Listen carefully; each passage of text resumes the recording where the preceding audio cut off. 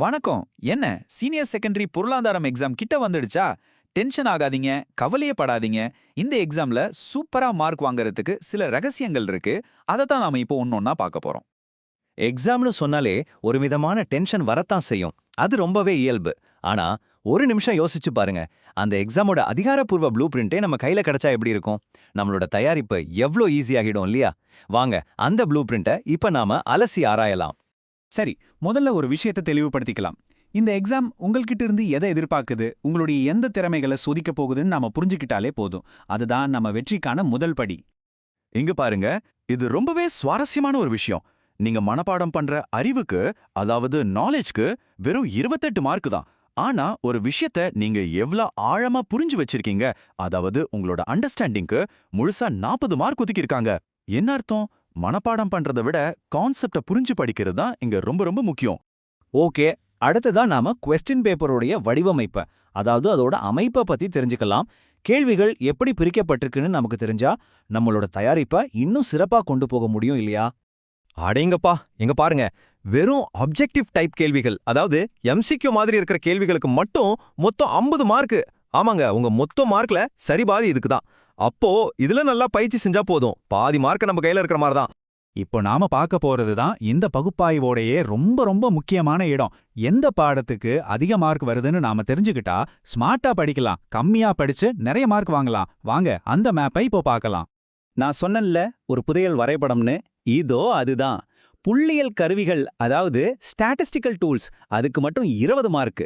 அதுக்கப்புறம் பாருங்க, தேசிய வருமான கணக்கியல் மற்றும் உற்பத்தியாளரின் நடத்தை, இது ரெண்டுக்குமே தலா 15 மார்க்கு. அப்போ இந்த 3 பாடப்பகுதிகள் தான் உங்க ஸ்கோரை எகிர வைக்க போற முக்கியமான பகுதிகள். இன்னும் தெளிவா சொல்லணும்னா, இந்த 3 யூனிட்ல மட்டும் நீங்க முழுசா கவனம் செலுத்தினாலே போதும், உங்க மொத்த மார்க்ல 50% கன்ஃபார்ம். ஆமாங்க, 100க்கு 50 மார்க் இந்த 3 பகுதியில இருந்து மட்டும்தான் வருது. அப்ப நம்மளோட முதல் டார்கெட் எதுன்னு இப்போ உங்களுக்கு புரிஞ்சிருக்கும். பொதுவா எல்லா ஸ்டூடெண்ட்ஸ்க்கும் ஒரு பயம் இருக்கும். ஐயோ, கொஸ்டின் பேப்பர் ரொம்ப கஷ்டமா இருக்குமோ அப்படின்னு. சரி, உண்மையிலேயே பேப்பர் எவ்வளோ கஷ்டமா இருக்கும், அதிகாரப்பூர்வமான தகவல் படி அது எவ்வளோ சவாலா இருக்கும்னு இப்ப பார்க்கலாம். இதை பார்த்தா உங்க பயம் கண்டிப்பா போயிடும். உங்க எல்லாருக்கும் ஒரு சூப்பரான செய்தி. உங்க கொஸ்டின் பேப்பர்ல முழுசா 80% கேள்விகள் ஈஸி மற்றும் ஆவரேஜ் லெவல்ல தான் இருக்க போகுது. ஆமாங்க, 100க்கு 80 மார்க் நீங்க சுலபமா அட்டென்ட் பண்ற மாதிரி தான் இருக்கும். ரொம்ப கஷ்டமான கேள்விகள்னு பார்த்தா அது வெறும் 20% தான்.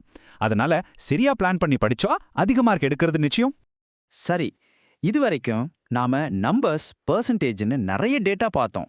இப்போ நிஜமாவே கேள்விகள் எப்படி இருக்குன்னு சில சாம்பிள் கொஸ்டின்ஸ் பார்க்கலாம் வாங்க. அப்பதான் நாம இவ்ளோ நேரம் பேசுனதெல்லாம் எந்த அளவுக்கு உண்மையா இருக்குன்னு உங்களுக்கு புரியும். இங்க பாருங்க, இது ஒரு வழக்கமான ஒரு மாக் எம்சிக்யூ கேள்வி. இது உங்களுடைய அடிப்படை அறிவை, அதாவது பேசிக் நாலேஜை சோதிக்குது. இதுக்கு சரியான பதில் ஆப்ஷன் டி, மேலே உள்ள அனைத்தும். இந்த மாதிரி கேள்விகளுக்கு பதில் சொல்ல நீங்க பாடத்தோட அடிப்படை கருத்துக்களை ரொம்ப தெளிவா புரிஞ்சு வச்சிருந்தாலே போதும்.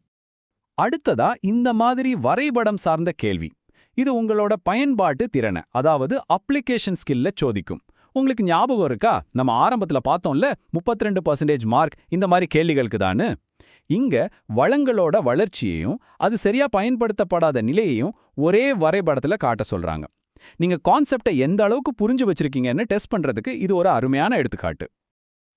அடுத்து 6 மார்க் கேட்கக்கூடிய ஒரு பெரிய கேள்வி பாருங்க. இது இப்படித்தான் இருக்கும். இங்க நீங்க தியரிய சும்மா எழுதினா மட்டும் போதாது, அதுக்கேத்த மாதிரி ஒரு வரைபடத்தையும் வரைஞ்சு விளக்கணும். இந்த மாதிரி கேள்விகள் தான் உங்களுடைய ஆழமான புரிதல், அப்புறம் அந்த புரிதலை எப்படி பயன்படுத்துறீங்க அப்படிங்கிற 2 திறமைகளையுமே ஒரே நேரத்துல சோதிக்கும். ஓகே, இப்போ நாம இவ்வளோ நேரம் பார்த்த எல்லா விஷயங்களையும் ஒன்னா சேர்த்து உங்களுக்காக ஒரு தெளிவான, சுலபமா செயல்படுத்தக்கூடிய ஒரு வின்னிங் கேம் பிளானை இப்போ உருவாக்கலாம். இதோ உங்க வெற்றிக்கான ஒரு சிம்பிளான 3 ஸ்டெப் ஸ்ட்ராட்டஜி. ஸ்டெப் 1, அதிக மார்க் வரக்கூடிய அந்த 3 யூனிட்களுக்கு முக்கியத்துவம் கொடுங்க. உங்க நேரத்துல 50% அதுக்கு ஒதுக்குங்க. ஸ்டெப் 2, எம்சிக்யூல ஆரம்பிச்சு பெரிய கேள்விகளுக்கு டயக்ராம் வரைகிறது வரைக்கும் எல்லா வகையான கேள்விகளையும் நல்லா பிராக்டிஸ் பண்ணுங்க. ஸ்டெப் 3, இதுதான் ரொம்ப ரொம்ப முக்கியம். தயவு செஞ்சு மனப்பாடம் பண்ணாதீங்க.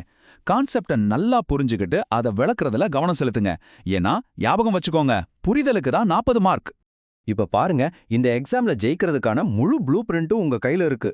இந்த ரகசியங்களை புத்திசாலித்தனமா பயன்படுத்தி உங்க வெற்றியை நீங்களே உருவாக்க வேண்டிய நேரம் இது. எப்படி உங்க வெற்றியை நீங்க உருவாக்க போறீங்க? உங்க தேர்வுக்கு என்னுடைய மனமார்ந்த வாழ்த்துக்கள்.